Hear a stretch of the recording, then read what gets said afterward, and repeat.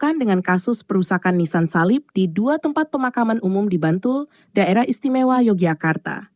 Pelakunya adalah seorang remaja berusia 16 tahun yang melakukan tindakan penuh kebencian terhadap simbol agama Kristen itu. Fenomena ini memunculkan istilah fobia salib.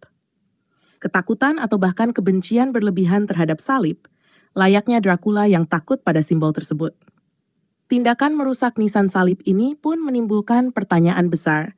Apa yang membuat seorang remaja bisa sampai takut salib dan bertindak destruktif? Dalam sorotan masyarakat, dakwah Ustadz Abdul Somad yang kontroversial kembali menjadi perbincangan. Apakah ceramah-ceramah seperti itu ikut memicu fobia salib ini? Atau ada faktor lain yang lebih dalam? Mari kita kupas tuntas fakta di balik peristiwa ini.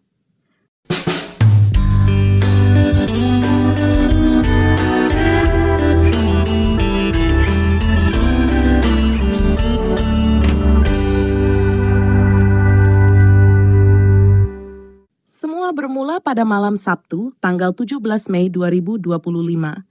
Di 2 tempat pemakaman umum, yaitu TPU Ngentak di Batu Retno dan PU Jaranan di Sewon, Kabupaten Bantul, suasana yang biasanya tenang dan penuh kesunyian mendadak terganggu oleh ulah tak terduga. Seorang remaja berusia 16 tahun yang kini berinisial A, diduga melakukan perusakan pada sejumlah nisan makam berornamen salib. Dalam aksinya, remaja ini merusak total 10 nisan. Dari jumlah tersebut, 7 nisan terbuat dari kayu yang mudah patah, sementara 3 nisan lainnya berbahan keramik yang juga tidak luput dari kerusakan. Perusakan ini baru terungkap pada pagi Minggu, 18 Mei, ketika Hermawan Riyadi, seorang warga setempat berusia 53 tahun, hendak membersihkan makam neneknya. Saat tiba di TPU Ngentak sekitar pukul 6 pagi, Hermawan terkejut melihat kondisi makam yang sudah rusak parah. Beberapa nisan kayu tampak patah-patah, sedangkan nisan keramik juga retak dan pecah. Saya datang jam 6 pagi, awalnya mau membersihkan makam simbah, tapi saya lihat banyak nisan yang sudah patah dan rusak, kata Hermawan dengan nada prihatin. Hermawan segera melaporkan kejadian ini kepada Ketua FKPM setempat. Tak lama kemudian, polisi turun tangan dan melakukan pengecekan langsung ke lokasi kejadian. Setelah penyelidikan, polisi berhasil menangkap pelaku di rumahnya pada sore hari Senin, 19 Mei. Barang bukti yang diamankan antara lain pakaian yang dikenakan pelaku saat beraksi dan sebuah bongkahan batu berukuran 30 cm x 20 cm yang diduga digunakan untuk merusak nisan. Kini pelaku menjalani pemeriksaan intensif, sementara masyarakat masih bertanya-tanya motif di balik perusakan nisan yang tidak hanya merusak makam, tapi juga melukai perasaan komunitas yang bersangkutan. Kenapa anak 16 tahun merusak nisan salib? Perilaku merusak nisan salib oleh seorang remaja berusia 16 tahun memang mengundang banyak pertanyaan. Dari sudut pandang psikologis, ada beberapa faktor yang mungkin melatar belakangi tindakan tersebut. Pertama, usia 16 tahun merupakan masa transisi yang sangat rentan. Remaja berada di fase pencarian identitas dan pemahaman diri, yang seringkali dibumbui dengan emosi yang belum stabil dan rasa ingin pengakuan dari lingkungan sekitar. Dalam kondisi ini, pengaruh eksternal seperti lingkungan sosial, teman sebaya, atau bahkan pesan-pesan yang didengar dari ceramah atau media dapat sangat menentukan perilaku mereka. Kedua, munculnya apa yang disebut fobia, salib, atau ketakutan dan kebencian berlebihan terhadap simbol agama lain, bisa jadi merupakan hasil internalisasi pesan yang salah kaprah. Bila seorang remaja sering mendengar dakwah atau ceramah yang mengandung nuansa penolakan terhadap simbol agama lain, tanpa ada penjelasan yang berimbang dan edukatif, maka ketakutan tersebut bisa berkembang menjadi kebencian yang memicu tindakan destruktif. Ketiga, rasa takut atau fobia yang tak tersalurkan dengan tepat bisa berubah menjadi manifestasi agresif. Layaknya Dracula yang takut pada salib, remaja ini mungkin mengasosiasikan salib sebagai ancaman, sehingga perilaku merusak menjadi semacam mekanisme pertahanan yang salah arah untuk mengatasi ketakutannya. Keempat, tekanan lingkungan dan kurangnya pendampingan juga berperan penting. Jika remaja tersebut tidak mendapatkan bimbingan atau dialog yang sehat tentang keberagaman dan toleransi, maka pemahaman yang keliru tentang agama lain bisa tumbuh subur dan bertindak merusak dianggap sebagai solusi. Kesimpulannya, perbuatan merusak makam salib ini bukan semata tindakan kriminal biasa, tapi juga tanda kegagalan lingkungan dan pendidikan dalam memberikan pemahaman yang benar dan membangun toleransi pada generasi muda. Jika dibiarkan, dampaknya bisa sangat serius dan meluas ke berbagai aspek kehidupan sosial. Pertama, kegagalan ini akan menumbuhkan benih-benih intoleransi yang semakin kuat.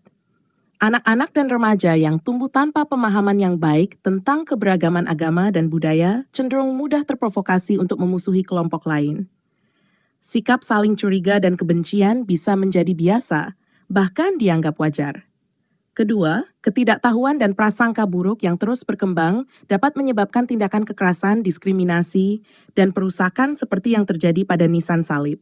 Peristiwa semacam ini bukan hanya merusak fisik, tetapi juga melukai hati dan perasaan komunitas yang menjadi korban. Ketiga, jika generasi muda tidak mendapat bimbingan yang benar, mereka akan kehilangan kemampuan kritis dalam menilai informasi dan pesan yang diterima, termasuk dari tokoh agama atau media. Akibatnya, mereka rentan menjadi korban radikalisasi atau fanatisme yang berbahaya bagi persatuan dan kedamaian bangsa. Keempat, lingkungan sosial yang rusak akibat intoleransi dan konflik akan memperburuk kualitas hidup masyarakat secara keseluruhan. Rasa aman dan nyaman di lingkungan tinggal menjadi terancam, potensi konflik horizontal meningkat, dan pembangunan sosial ekonomi bisa terganggu. Singkatnya, kegagalan lingkungan dan pendidikan bukan hanya persoalan individu, tapi juga ancaman nyata bagi harmoni dan keberlangsungan masyarakat. Oleh sebab itu, penting bagi semua pihak, keluarga, sekolah, tokoh agama, dan pemerintah, untuk bersama-sama mengambil peran aktif dalam membangun lingkungan yang sehat dan pendidikan yang membentuk karakter toleran sejak dini. Apakah dakwah Abdul Somad bisa memicu perilaku perusakan salib? Pernyataan Ustadz Abdul Somad yang menyebut bahwa di dalam salib ada jin kafir bukanlah sekadar pendapat pribadi biasa.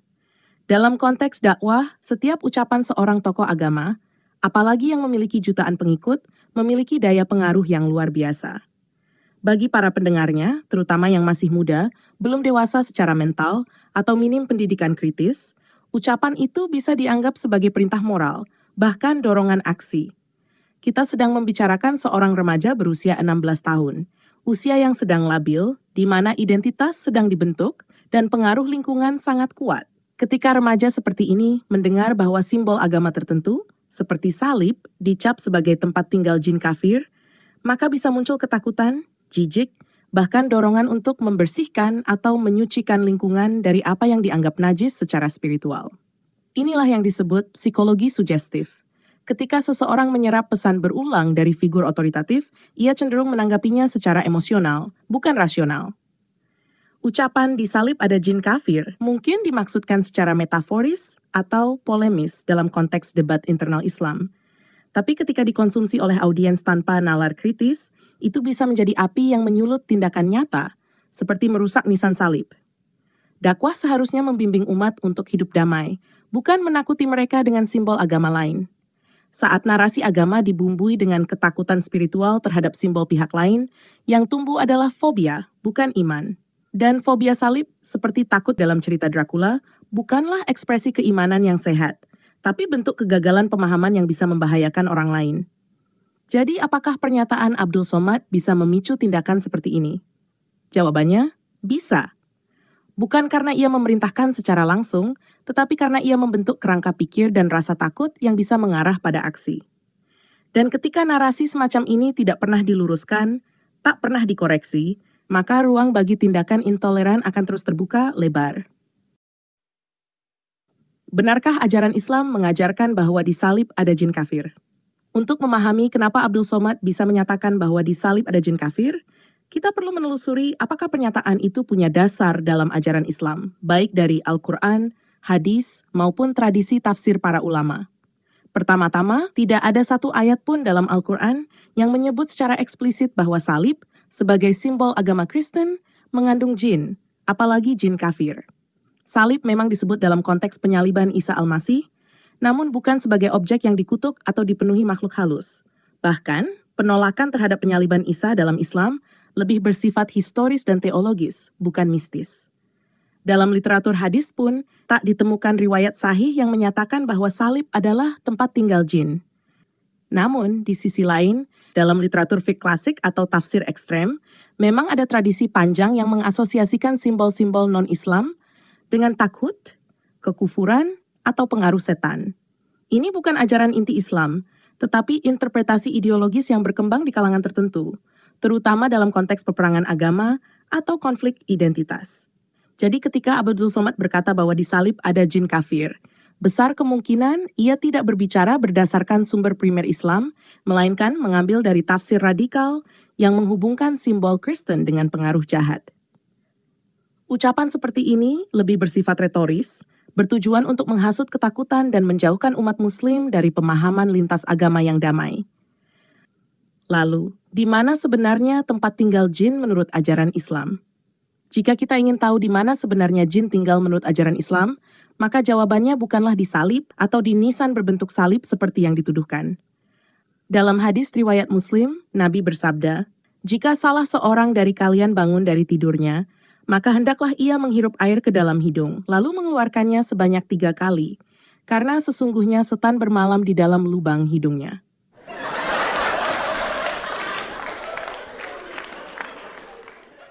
Kenapa Ustaz Abdul Somad, seorang dai yang sangat populer di kalangan Muslim, tidak mengajarkan kepada umatnya bahwa jin itu bermalam di lubang hidung mereka, seperti yang dijelaskan dalam hadis syahih? Mengapa ia malah memilih mengatakan bahwa di salib ada jin kafir? Dari sudut pandang psikologis, ada kemungkinan bahwa pernyataan seperti itu mencerminkan suatu bentuk fobia salib. Fobia salib ini bisa berupa ketakutan berlebihan terhadap simbol agama lain yang dianggap sebagai ancaman bagi identitas dan eksistensi agama sendiri.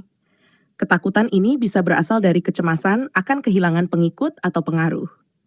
Dalam konteks dakwah, ada kemungkinan bahwa Ustaz Abdul Somad atau pihak-pihak yang mengadopsi pendekatan seperti ini merasa perlu menakut-nakuti umat agar tetap setia pada agama Islam, terutama ketika di tengah masyarakat terdapat kecenderungan berpindah agama, termasuk ke Kristen. Dengan menanamkan rasa takut akan kehadiran jin kafir di salib, bisa jadi mereka berharap umat Muslim tidak terpengaruh oleh simbol dan ajaran agama lain. Selain itu, mungkin ada juga pertimbangan pragmatis. Jin yang bermalam di lubang hidung, yang terdengar absurd dan sulit dibayangkan oleh banyak orang, dianggap tidak efektif sebagai alat dakwah. Iya, shalom teman-teman semua. Terima kasih sudah menonton video ini dan kiranya video ini bisa menjadi pembelajaran bagi kita semua. Nah, teman-teman, disclaimer dulu bahwa cuplikan video tersebut saya ambil dari channelnya Tanpa Ragi ya. Nah, teman-teman, kita sudah melihat tadi bagaimana ada satu peristiwa yang terjadi di daerah Yogyakarta sana. Ada tindakan yang tidak terpuji dari seorang remaja ya, di mana dia melakukan tindakan-tindakan yang cukup anarkis dengan merusak batu nisan dan juga salib di kuburan Kristen. Nah, teman-teman, tentu saja bahwa ini efek atau dampak dari ceramah-ceramah yang selama ini menyampaikan suatu kebencian terhadap suatu golongan dan terhadap suatu agama tertentu. Nah, sama seperti yang dipaparkan dari video tadi bahwa ternyata ada salah satu ustadz yang mungkin terkenal dan juga pernah dilaporkan kepada pihak penegak hukum di beberapa tahun yang lalu terkait dugaan penistaan terhadap suatu simbol agama tertentu. Nah, teman-teman, dan sampai sekarang tidak ada proses hukum yang menjerat ustadz tersebut karena memang dianggap mungkin cukup berpengaruh ya dan cukup banyak pengikutnya. Nah, teman-teman, yang mau saya sampaikan dan tekankan di sini bahwa ternyata ceramah-ceramah yang di mana efeknya menyinggung agama tersebut itu bisa membawa dampak buruk atau cara berpikir yang buruk kepada remaja-remaja masa kini, teman-teman ya. Nah, artinya ada orang yang melakukan sesuai dengan apa yang diceramahkan itu. Kenapa? Karena menimbulkan ketakutan seperti di beberapa tahun yang lalu ada ceramah salah satu seorang ustadz mengatakan bahwa di salib itu ada jin kafir ya. Dan hal itu bisa saja menimbulkan kebencian teman-teman ya di hati pengikut-pengikutnya bahkan di hati pendengar-pendengarnya. Artinya ada istilah salib fobia ya, fobia salib terhadap salib. Nah, itu artinya menimbulkan ketakutan yang berlebihan terhadap simbol agama tertentu. Nah, teman-teman, yang artinya marilah setiap tokoh-tokoh agama itu seharusnya itu berceramah untuk memberikan kesejukan, kedamaian, mengajarkan bagaimana kita harus berdamai dengan satu sama yang lain, maupun kita berbeda keyakinan, maupun kita berbeda pendapat, berbeda iman, berbeda kitab suci. Mari kita hidup saling berdampingan, saling mengasihi, saling menghormati sebagai makhluk sosial yang layaknya diciptakan Tuhan untuk memiliki pikiran yang jernih. Itu saja yang perlu saya sampaikan. Kiranya Tuhan Yesus memberkati kita semua. Shalom.